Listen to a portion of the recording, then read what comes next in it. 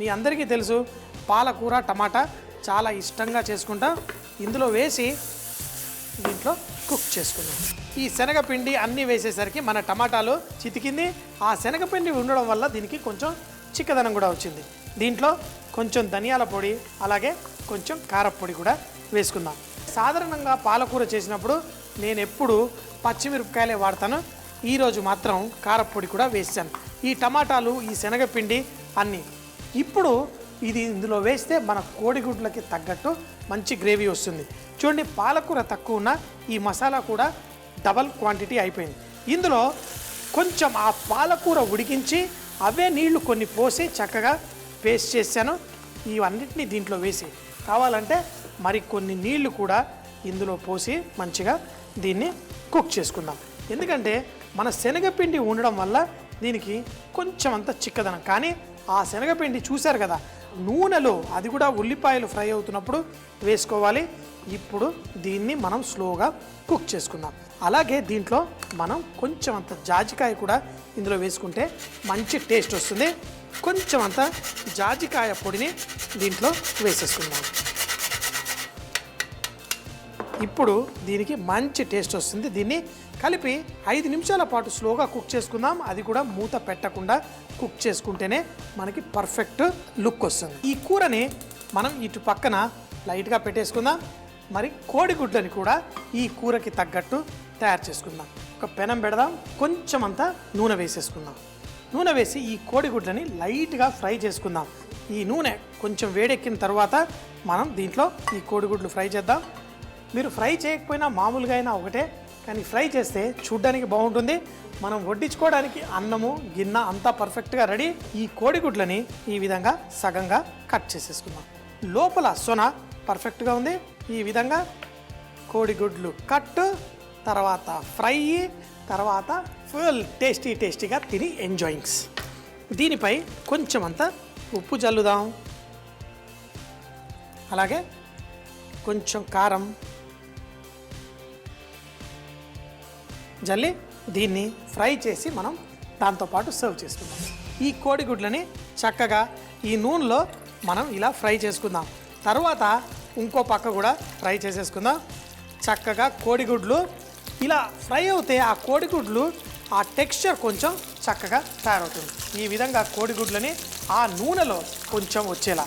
అయితే దీంట్లో మరి కొంచెం ఉప్పు కావాలంటే దీంట్లో మళ్ళీ వేసుకుందాం. ఆ కోడిగుడ్డు అవతల పక్కన కూడా దీని టేస్ట్ చక్కగా వస్తుంది. ఒక ప్రక్క ఫ్రై అయిన తర్వాత అన్నిటినీ మరో పక్కకి ఫ్రై చేసేసుకుందాం. మనం స్టవ్ కట్టేసి అప్పుడే వాటిని తిప్పేసుకుందాం. ఇప్పుడు చూడండి చక్కగా ఫ్రై అయింది. కూర చాలా టేస్టీగా పర్ఫెక్ట్గా రెడీ ఉంది. దీన్ని ఆ మంచి రంగున్న కూరని మనం ఈ విధంగా వడ్డించేసుకుందాం. దీనిపై మన కోడిగుడ్లు ఈ విధంగా తీసి వడ్డించుకుందాం. 1 2 ముచ్చటగా 3 కోడిగుడ్లు మన కూర రెడీ.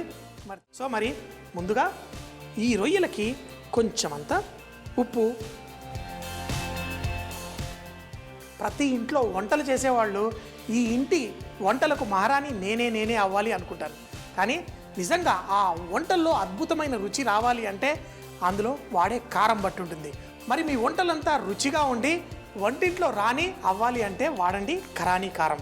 ఈ కారాన్ని మనం వరంగల్ మన గుంటూరు 2 కారం కలిపి బెస్ట్ ఆఫ్ ద బెస్ట్ అంటే మంచి బ్లెండ్ తీసుకొచ్చిన ఈ అద్భుతమైన కారం ఎందులోనా వేసుకోండి, మంచి సువాసన వచ్చేస్తుంది. అది వెజిటేరియన్ కానివ్వండి, నాన్ వెజిటేరియన్ కానివ్వండి, చక్కగా దీన్ని వేసేసుకున్నాం.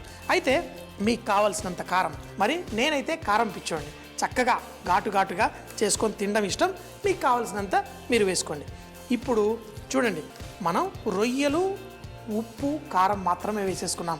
ఇప్పుడు దీన్ని మరింత టేస్టీగా తీసుకురావడం కోసం దీంట్లో కొంచెమే, ఎక్కువద్దు, అల్లం వెల్లుల్లి పేస్ట్ కొంచెం వేసుకుందాం. వేసుకొని ఇందులో మనం కొంచెం అంత మైదా పిండి, అలాగే కొంచెం అంత కార్న్ఫ్లవర్, కొంచెం ఎక్కువ కాదు వేసేసుకొని దీన్ని కలిపేసి పెట్టుకుందాం. కానీ దీనికి నువ్వులు పట్టించడం కోసం ముందు ఒక మసాలా చేసుకుందాం. ఆ మసాలా అద్భుతమైన టేస్ట్ దీనికి తీసుకొస్తుంది. అది మన కరివేపాకుతోటే పాసిబుల్. మరి కరివేపాకు ఇందులో వేసుకుంటే కాదు కదా, ఈ కరివేపాకుని పొడి చేసి వేసుకోవాలి, అది కూడా నువ్వులతోటి. అది ఎలాగో చూద్దామా. రొయ్యలకి చక్కగా కరానీ కారం కూడా కలిపేసి పెట్టేసుకున్నాం. ఇప్పుడు దీంట్లో కరివేపాకుతో సూపర్ స్పెషల్ మ్యాజిక్. కరివేపాకుని ఇలా వేడి నూనెలో వేసేసి మనం కొంచెం చిటపట్లాడిచ్చేద్దాం. ఈ కరివేపాకు పొడి అవ్వాలంటే 1 నిమిషం పాటు ఇలా ఫ్రై చేసుకుందాం. అలా అని చెప్పి బాగా వేడి నూనెలో మీరు కరివేపాకు వేశారనుకోండి, అది నల్లగా అయిపోతుంది. చూడండి ఎంత వేడిగా ఉండాలో అంత. ఇప్పుడు అది అన్నం ఆగిపోయిన తర్వాత ఈ కరివేపాకును తీసేసుకొని మనం ఈ నూనె లేకుండా చక్కగా నువ్వులు ప్లేట్లో వేసుకొని దాంతోపాటు ఈ కరివేపాకు వేసేసుకుందాం. నూనె అంతా వెళ్ళిపోయిందా, వేసేసాం. ఇప్పుడు ఇక్కడ వస్తున్న సువాసన భలే సూపర్గా ఉంది. దీంట్లో మనం నువ్వులు వేసేసుకుందాం. అలాగే మరి కొంచెం కారం. ఇప్పుడు దీన్ని పొడి పొడి చేసి మనం వాడుకోవాలి.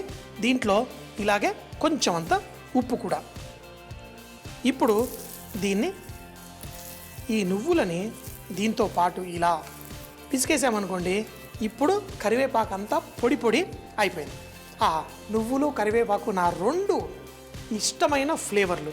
ఇప్పుడు మన శనగపిండి కూడా ఇందులో వేసేసుకుందాం. వేసుకొని దీన్ని మీరు పన్నీర్తో చేసుకోండి, రొయ్యలతో చేసుకోండి, చికెన్తో చేసుకోండి, దేంతో చేసుకున్నా భలే పర్ఫెక్ట్గా తయారవుతుంది. మనం రొయ్యలు తీసుకొద్దాం. దీంట్లో మనం ఈ చేసుకున్న దీన్ని, ఈ నువ్వులు, ఈ శనగపిండి, దీన్ని ఇందులో వేసుకుందాం. వేసుకొని మనం దీన్ని పకోడీలు కలుపుకున్నట్టే కొంచెం నీళ్లు వేసేసి కలిపేసుకుందాం. చూడండి ఇప్పుడు ఈ రొయ్యలు దీన్ని పట్టుకోదు కాబట్టి దీనికి మనం కావలసినంత నీళ్లు పోసి చక్కగా కలిపేసుకుందాం. మన పకోడీలు కలుపుకున్నట్టే. అయితే ఇలా కలుపుకున్నప్పుడు మనకి ఒక్కొక్క రొయ్య వచ్చే విధంగా కలుపుకోండి. ఎందుకంటే కొంచెం తక్కువ నీళ్ళు ఉందనుకోండి, ఇదంతా ముద్దలాగా అయిపోతుంది, పీసులు సపరేట్ చేయడం కాదు.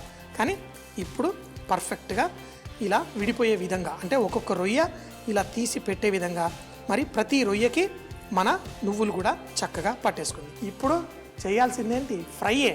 మరి చక్కగా ఒక్కొక్క రొయ్యని ఈ నూనెలో మనం వేసేసుకుందాం. ఈ విధంగా ఆ తోక భాగాన్ని ఇలా పట్టుకొని చక్కగా ఇలా వేసి ఫ్రై చేసుకుందాం. అద్భుతమైన ఈ రొయ్యలు రెడీ. అది కూడా ఆ కరివేపాకు చక్కగా దీనికి పట్టుకుంది, ఆ మంచి ఫ్లేవర్ దీనికి వస్తుంది. మన నువ్వులు ఈ విధంగా ఫ్రై చేసుకొని తింటే నా సామిరంగా అసలు సిసలైన మజా. చూడండి, చాలు. ఎందుకంటే మనం రొయ్యల్ని ఎక్కువసేపు ఫ్రై చేయకూడదు. రొయ్యలు చక్కగా జ్యూసీగా పర్ఫెక్ట్గా ఉండాలి. అందుకని చెప్పేసి ఈ రొయ్యల్ని కేవలం 2 నిమిషాల పాటే ఫ్రై చేసి తీసి వడ్డించేసుకోవడమే. ఆ రొయ్యలు ఏంటి గుమగుమలాడుతూ ఫ్రై అవుతున్నప్పుడే దాంట్లో వచ్చేస్తుంది అద్భుతమైన సువాసన.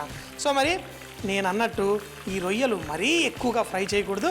చక్కగా ఈ విధంగా 1-2 నిమిషాల పాటు ఫ్రై చేసుకొని తీసేస్తే అదిరిపోతుంది. చూడండి, ఒక్కొక్క రొయ్య మెరుస్తూ పర్ఫెక్ట్గా ఉంది. కానీ మరీ ఎక్కువ నూనె పట్టుకోకుండా చక్కగా ఎలా వచ్చేసాయి చూడండి పొడిగా. ఇలా పేపర్ టవల్ మీద పెట్టేసుకొని తర్వాత వడ్డించేసుకుందాం. మరి మిగతా పీసులు కూడా ఇందులో ఫ్రై చేసుకుందాం.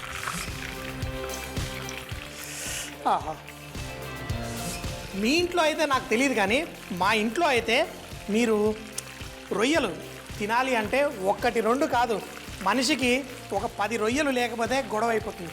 ఎందుకంటే మా బాబుకి ఇష్టం, మా ఆవిడకి రొయ్యలంటే ఇష్టం, నాకు మహా ఇష్టం. చక్కగా వీటిని వేసేసుకొని పర్ఫెక్ట్గా చూడడానికి కూడా మల్లె పువ్వుల్లా రొయ్యలు వచ్చేసాయంటే చూడండి ఎంతో పర్ఫెక్ట్గా చక్కగా వచ్చేసాయి. ఇంత టేస్టీగా గుమగుమలాడుతూ పర్ఫెక్ట్గా వచ్చేసింది. సో మరి దీన్ని టేస్ట్ చేసేద్దామా.